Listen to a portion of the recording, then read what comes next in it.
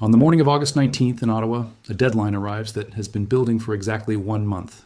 That is the date President Donald Trump set for a 50% tariff to hit close to $20 billion worth of Canadian goods. Everything from hockey sticks and wine to dairy products and automobiles. It is a number that sounds almost too dramatic to be real. But according to the Office of the United States Trade Representative, it is very real, and it traces back to a piece of American law so old that most trade lawyers had forgotten it existed.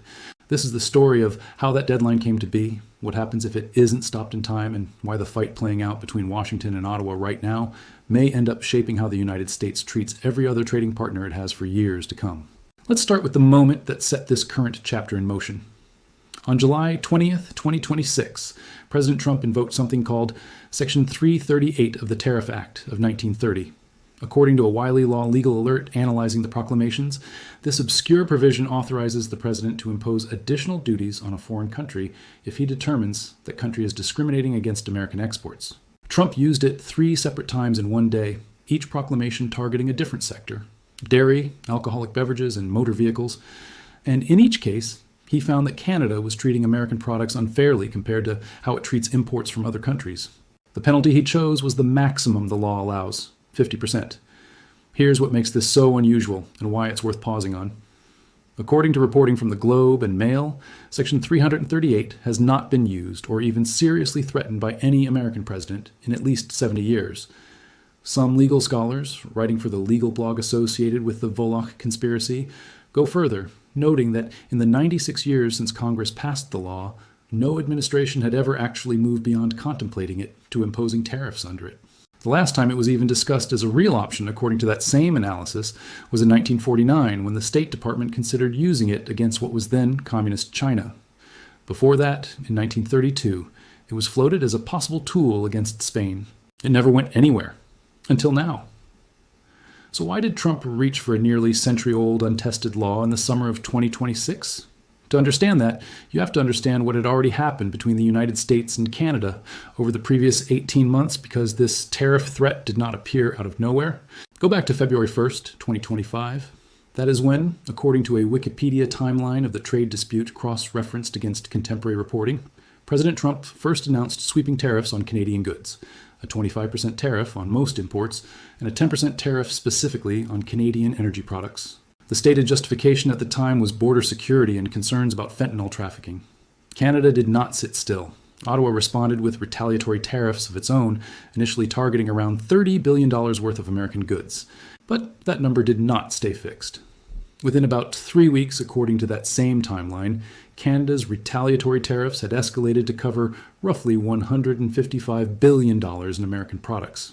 That figure, the $155 billion, is one worth remembering, because it shows you just how quickly this relationship spiraled from routine trade friction into something closer to open economic warfare between two countries that, for decades, had one of the most tariff-free relationships in the world.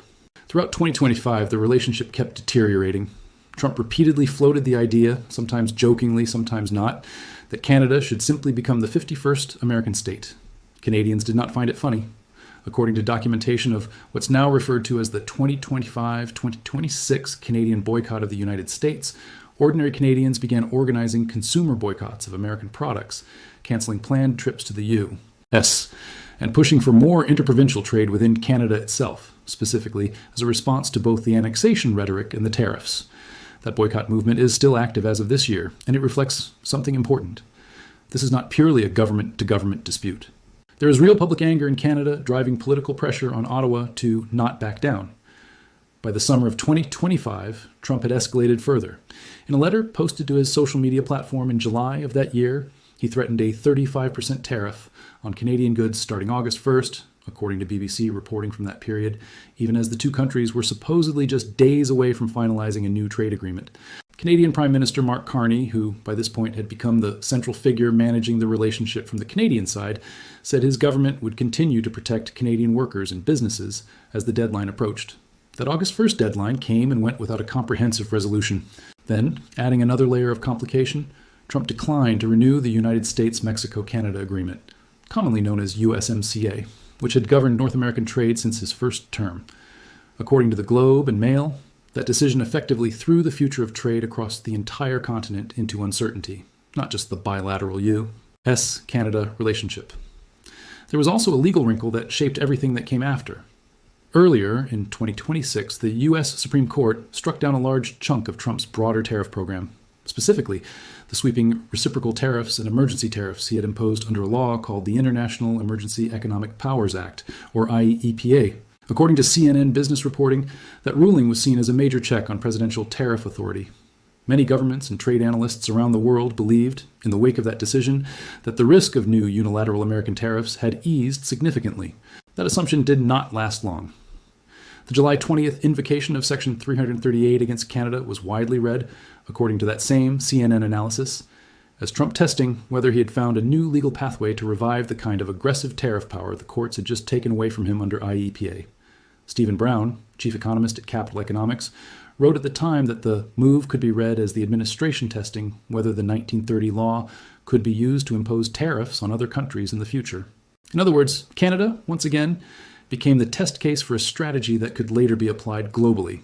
Now, let's get specific about what these new tariffs actually target, because the details matter. According to the Wiley Law analysis of the three proclamations, President Trump determined that Canada discriminates against American exports in three areas: dairy, alcoholic beverages, and motor vehicles. On dairy, the administration's argument centers on Canada's supply-managed dairy system and specific tariff rate quotas that, according to reporting referenced by The Hill, allegedly favor European cheese imports over American ones. On alcohol, the issue traces back to a very specific and, according to some legal analysts, legally shaky point. Several Canadian provinces pulled American alcohol off store shelves in their own boycotts and retaliatory measures. The problem, as the Hill's analysis points out, is that those were decisions made by individual provincial liquor boards, not by the federal government in Ottawa. Section 338 is unusual in that its text may allow Washington to treat a province's individual choice as if it were the discriminatory policy of the entire country. On motor vehicles, the dispute is more traditional, long-standing disagreements over auto content rules and market access that predate this specific tariff fight by years. The Globe and Mail, in a reader Q&A format published in mid-August, noted that more than 500 product categories could ultimately be targeted by these new tariffs, ranging from goods directly tied to the trade irritants, like the alcohol pulled from Canadian shelves, to what the reporters described as seemingly random products. According to the U.S. Trade Representative's own figures, cited by Wiley Law, the total value of Canadian imports affected is close to $20 billion annually. Carl Shimada, chief market strategist at the payments firm Corpay, told Axios that these duties would raise the average tariff rate on all Canadian goods entering the United States by roughly 2.3 percentage points. A number that sounds small in isolation, but represents a meaningful shift when layered on top of everything else already in place. And there is a lot already in place. It's worth remembering that these new Section 338 tariffs are not happening in a vacuum. Canada was already dealing with a blanket 25% tariff on goods not covered by the USMCA exemption, originally imposed over the border security and fentanyl concerns from back in February 2025. On top of that, Trump had already imposed a global 50% tariff on aluminum and steel imports and a 25% tariff on cars and trucks not built in the United States, both of which hit Canada's economy especially hard, given how integrated its auto and metals industries are with American supply chains. According to the BBC, Canada sells about 3/4 of all its exported goods to the United States. Its economy is deeply tied to being an auto manufacturing hub and a major metal supplier. That level of dependence is exactly why these tariff threats carry so much more weight against Canada than they might against a country with a more diversified set of trading partners. Then, just to add one more layer of chaos to an already tense summer, Trump threatened Canada with a completely separate 50% tariff, this time specifically on aircraft. According to reporting from the Associated Press, that threat came in late January 2026, and it stemmed from a dispute over Canada's refusal to certify jets built by Gulfstream Aerospace, a Georgia-based company. In retaliation, Trump said the United States would decertify all Canadian-built aircraft, including planes made by Bombardier. That threat, notably, came on the heels of an even more dramatic one over the same weekend, a threatened 100% tariff on all Canadian goods if Ottawa went ahead with a planned trade deal with China. According to the AP, Trump's aircraft threat didn't even come with a specific timeline for when it might be imposed, and it landed even though Canada had by that point already struck its deal with China anyway. It's a pattern worth noticing. Threats arriving in rapid succession, sometimes overlapping, sometimes contradicting each other, creating a level of uncertainty for Canadian businesses that goes well beyond any single tariff action. So that's the road that led to July 20th and the Section 338 proclamations. Now let's talk about why the timing specifically matters. Because there's a strategic layer here that goes beyond the stated justifications about dairy and alcohol and cars. According to analysis from the Center for Strategic and International Studies, or CSIS, the timing of the Section 338 tariffs lines up suspiciously well with a separate parallel negotiation, the renegotiation of the USMCA itself. CSIS notes that U.S. negotiations with Mexico over a revamped USMCA had been advancing quickly, while talks between the U.S. and Canada had barely gotten off the ground. At the exact moment Trump announced the new Canada tariffs, U.S. Trade Representative Jameson Greer was in Mexico City for a third round of USMCA negotiating sessions with Mexican President Claudia Sheinbaum, sessions that, according to Foreign Policy magazine, were moving forward without Canada even in the room. CSIS's analysis suggests the Section 338 threat may have served three purposes at once: building negotiating leverage, pressuring Canada to actually join the USMCA review talks it had been sitting out, and pushing Ottawa toward faster concessions on issues the U.S. wanted addressed. Foreign Policy adds an important detail here, too. The third round of Mexico City talks was reportedly focused on lowering the U.S. trade deficit, boosting American manufacturing, and preventing China from using Mexico, and by extension Canada, as a backdoor route into the U.S. market on preferential terms. Now, to the Canadian response, because Ottawa did not simply absorb this, Prime Minister Mark Carney has been, by his own description, extremely hands-on. Speaking to reporters, Carney said he is very involved in the trade talks happening in Washington. And according to CBC News reporting from early August, Canadian negotiators were focusing on what Carney called all strategic sectors, specifically including the automotive industry, as the August 19th deadline approached. His government's negotiating team includes Dominic LeBlanc, the minister responsible for U.S. trade, and Janice Charette, Canada's chief trade negotiator. According to CBC, the two of them met multiple times with U.S. Trade Representative Greer in the weeks leading up to the deadline. CBC counted at least 4 meetings in 3 weeks at one point, an unusually high tempo for trade talks, signaling just how seriously both sides were treating the compressed timeline. Carney's public posture throughout has been consistent, and he's repeated one specific line so often it's become something of a signature phrase for his government's approach: Canada will not accept a bad deal. He said it a year earlier, according to reporting from Transport Topics, and he has repeated it many times since, right up through the current standoff. At a press conference in Charlottetown, Prince Edward Island, after meeting with all 13 of Canada's provincial premiers, Carney was asked whether the August 19th deadline was more of an opportunity to strike a final deal or simply a pressure tactic from the Trump administration. His answer, according to CBC News, it's both. He went on to say that if these tariffs or other measures come into force, there's a full range of things that we can do, while declining to specify exactly what retaliatory options were on the table, calling it counterproductive to discuss retaliation publicly while negotiations were still active.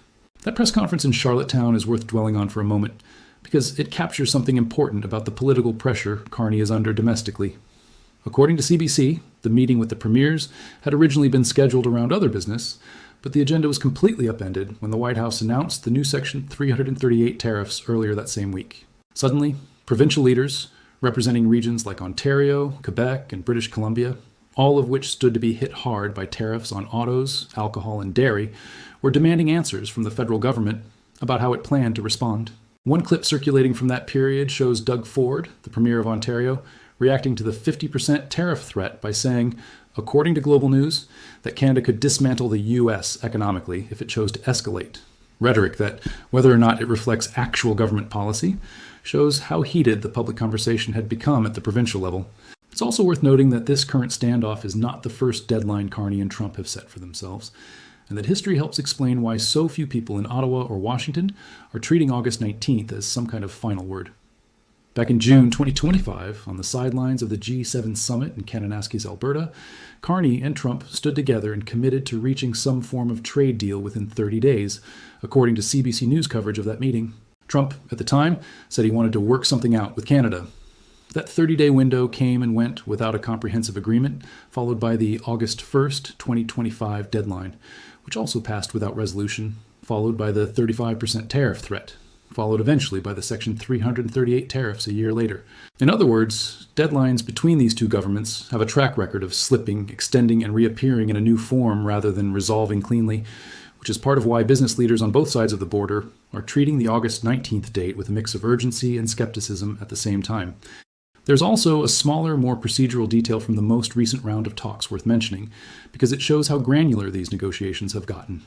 According to CBC News, Dominic LeBlanc and Janice Charette met on separate occasions, with Jay Timmons, the CEO of the National Association of Manufacturers, and with two Republican senators, Kevin Cramer of North Dakota and a senator from Tennessee, as part of an effort to build broader political support in Washington beyond just the formal negotiating room with USTR Greer. Separately, a U.S. trade representative was quoted by CBC saying that Carney and Trump themselves would ultimately be given a set of options once the latest round of working-level talks concluded, suggesting that many of the technical details are being worked out well below the presidential level before anything reaches the two leaders directly for a final decision.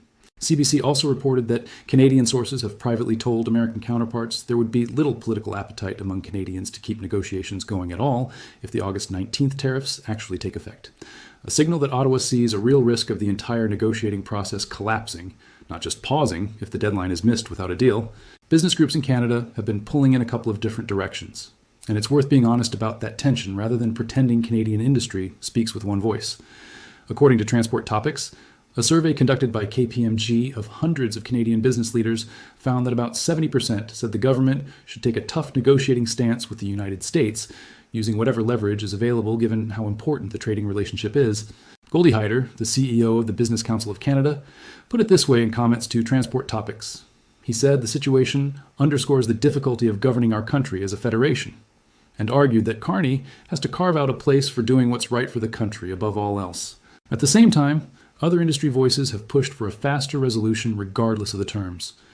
Flavio Volpe, president of the Automotive Parts Manufacturers Association based in Toronto, offered a blunter warning, telling the Washington Post that the Section 338 tariffs have put the Canadian government in a position where, without a comprehensive deal, Ottawa may just end up having to politically retaliate, and that the two countries could be years away from having trade peace as a result. So where do things actually stand right now as of the most recent reporting available? This is where the newest developments come in, and it's genuinely a fast-moving situation. According to a Washington Post report published just 2 days ago on August 15th, the United States and Canada appear to be inching closer to a deal that would avert the imposition of the punitive 50% tariffs on products like hockey sticks, wine, and cement, some of the specific goods named in the original proclamations. That reporting, based on conversations with industry executives and trade specialists following the talks, describes details that remain fluid, with negotiations described as contentious right up against the early Wednesday deadline, referring to August 19th. According to sources who spoke to the Post on condition of anonymity because the deliberations are confidential, the emerging framework could involve Canada offering tariff concessions of its own paired with commitments on energy, defense, and critical minerals, three sectors where Canada has significant leverage given its resources, in exchange for the United States agreeing to shelve the new Section 338 tariffs entirely and relax the existing levies on steel and aluminum. If that kind of deal comes together, the Washington Post notes it would likely provide momentum for the broader, ongoing renegotiation of the USMCA itself, the same renegotiation that Canada had been largely sidelined from while Mexico moved ahead. In other words, a resolution to this specific 50% tariff crisis could end up being the mechanism that finally pulls Canada back into the bigger three-country trade conversation. But, and this is important to say clearly, as of this recording, no final deal has been confirmed or signed. A separate, more recent report, this one from Transport Topics, describes the proposed terms as still reducing some tariffs and retaliatory measures, while disputes specifically over autos, steel, aluminum, lumber, and dairy access remain unresolved. That same reporting notes that any agreement still requires President Trump's personal approval, and that Canadian officials say their willingness to make concessions depends on getting what they consider meaningful relief, specifically from a separate set of tariffs. The Section 232 tariffs on steel and aluminum, not just the newer Section 338 ones. Carney, for his part, has been careful with his public language in these final days before the deadline. According to a report picked up by Ground News, Carney said on a recent Wednesday that Canada's tone in the negotiations is already quite firm, while still describing the talks with Washington as constructive. Bloomberg's coverage from just days ago described Carney as walking a genuine political tightrope, trying to project strength for a domestic audience that includes both angry consumers boycotting American goods and business leaders desperate for the tariffs to simply go away, while also trying not to blow up talks that finally seem to be moving in a productive direction after weeks of tension. There's also a legal dimension to all of this that could end up mattering just as much as anything negotiated at the table, and it's genuinely uncertain. So let's be clear about what is known and what isn't. Whether or not a deal is reached by August 19th, there is a real possibility that the Section 338 tariffs, if they take effect even temporarily, get challenged in American courts. According to Global News, economists are described as mixed on how such a challenge would ultimately be resolved. Gary Huffbauer, a well-known trade economist, put the odds at roughly 50-50, according to that same Global News report, and noted that any legal challenge, similar to the one that led the Supreme Court to strike down Trump's earlier IEEPA and reciprocal tariffs, could take well over a year before reaching a final ruling. Peter Harrell, a visiting scholar at Georgetown Law School, has argued in public commentary that a president may only be able to enact Section 338 tariffs after the U.S. International Trade Commission conducts a formal investigation, finding that a country's trade practices are actually discriminatory, a procedural step that, according to the Globe and Mail's reporting, the Trump administration did not follow this time around.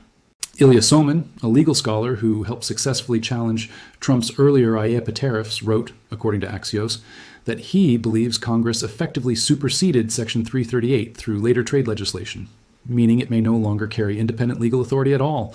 On the other side of that argument, a senior administration official, speaking to Axios, insisted the statute's terms are clear, and that Canada's retaliatory measures and its treatment of American goods compared to goods from other countries fit squarely within what Section 338 was designed to address. One particularly detailed legal analysis, published through the Georgetown-affiliated Trade Law blog and written by scholars Peter Harrell and Jennifer Hillman, raises a more technical but potentially decisive point.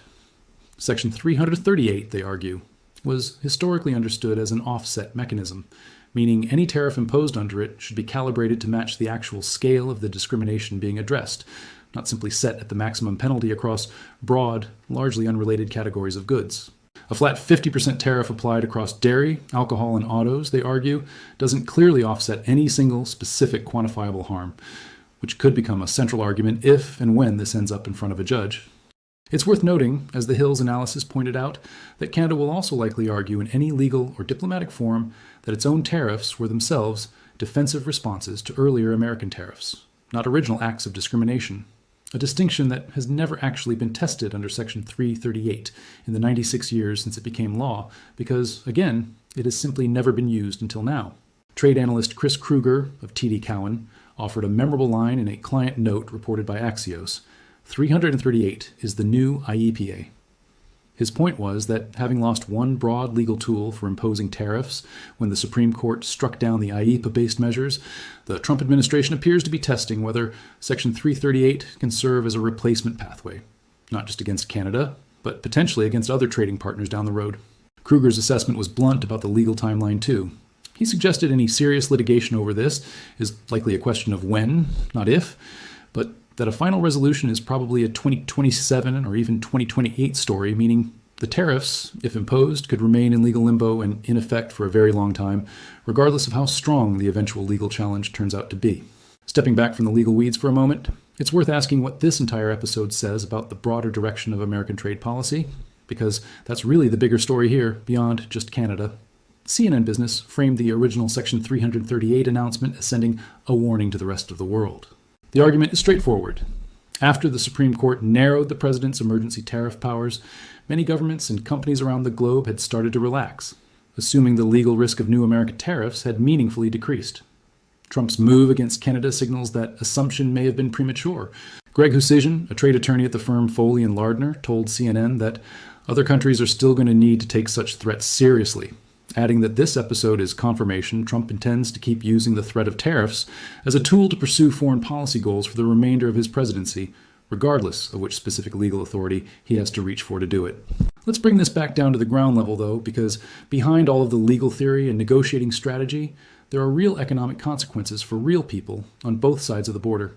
Canadian consumers have already been living with elevated prices and disrupted supply chains for well over a year at this point. Provincial liquor boards pulling American products off shelves, ordinary Canadians organizing boycotts and canceling U.S. travel plans. Businesses in Ontario's auto sector and British Columbia's export industries bracing for cost increases they can't fully predict because the rules keep shifting. This has been the lived reality in Canada since that first February 2025 announcement. On the American side, it's worth remembering, according to reporting from that period, that tariffs function as taxes paid by American importers, costs that frequently get passed along to American consumers in the form of higher prices, meaning a 50% tariff on Canadian dairy, alcohol, and autos isn't a cost that lands only in Ottawa or Toronto. It shows up on shelves in Michigan, in Ohio, in every American state that relies on Canadian goods and Canadian-made auto parts as part of an integrated North American supply chain that took decades to build. That integration point is really the underlying tension running through this entire dispute. For 4 decades, as the Hills analysis puts it, U.S. to Canada, trade disputes tended to follow a fairly predictable script. Washington imposes duties, Ottawa retaliates, both sides eventually negotiate their way back towards something resembling normal. What's different this time, according to that same analysis, is the scale and the legal novelty of the tool being used. An untested, nearly forgotten statute from the depths of the Great Depression, being revived to potentially override a modern trade agreement that both countries spent years negotiating during Trump's first term. The irony, as trade lawyer John Verino told the Globe and Mail, is that before this current fight, Ottawa and Washington were actually granting each other unusually generous preferential treatment under the USMCA, arguably treating each other better than either country treated most of its other trading partners. Getting from that starting point to a 50% tariff threat built on a 1930s Depression-era law is a genuinely remarkable turn. Before wrapping up, it's worth being transparent about exactly where the facts stand, what's confirmed, and what remains genuinely uncertain, because that distinction matters. It is confirmed, through U.S. Trade Representative statements and legal analysis from firms including Wiley Law, that President Trump invoked Section 338 on July the 20th, 2026, imposing 50% tariffs on roughly $20 billion of Canadian goods across the dairy, alcohol, and auto sectors, with an effective date of August 19th, 2026. It is confirmed through CBC News, Bloomberg, and Transport Topics reporting from the past several days that Canadian and American negotiators have been meeting intensively in the lead-up to that deadline, and that a preliminary framework involving Canadian concessions on energy, defense, and critical minerals in exchange for the U.S. shelving the new tariffs and easing steel and aluminum duties appears to be taking shape, though it has not been finalized or confirmed as signed.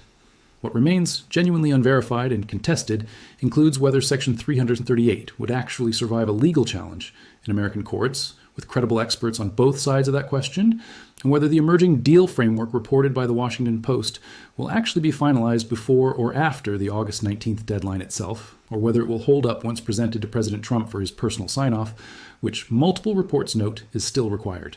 Anything beyond what's been directly reported by these named sources, CBC, Bloomberg, the Washington Post, CNN, Axios, the Globe and Mail, Reuters adjacent wire coverage, CSIS, and the legal scholars cited throughout, should be treated as speculation, not established fact.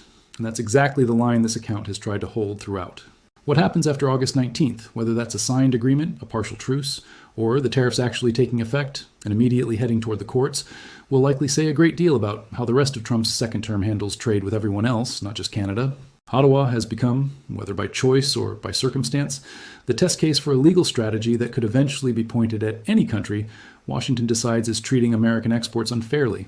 That's a heavy role for one negotiating table to carry, and it's part of why this particular deadline has drawn so much more attention than a typical trade dispute might. So here's the honest, open question worth sitting with. Given how integrated the American and Canadian economies actually are, 3/4 of Canadian exports going south, a shared auto industry, shared energy infrastructure, decades of largely tariff-free trade before all of this began.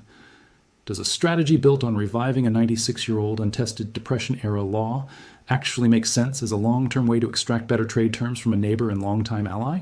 Or does it risk permanently damaging a relationship that both economies have relied on for generations, regardless of how the August 19th deadline itself gets resolved? That's genuinely worth thinking about, and reasonable people on both sides of the border seem to disagree. That's where things stand as of right now.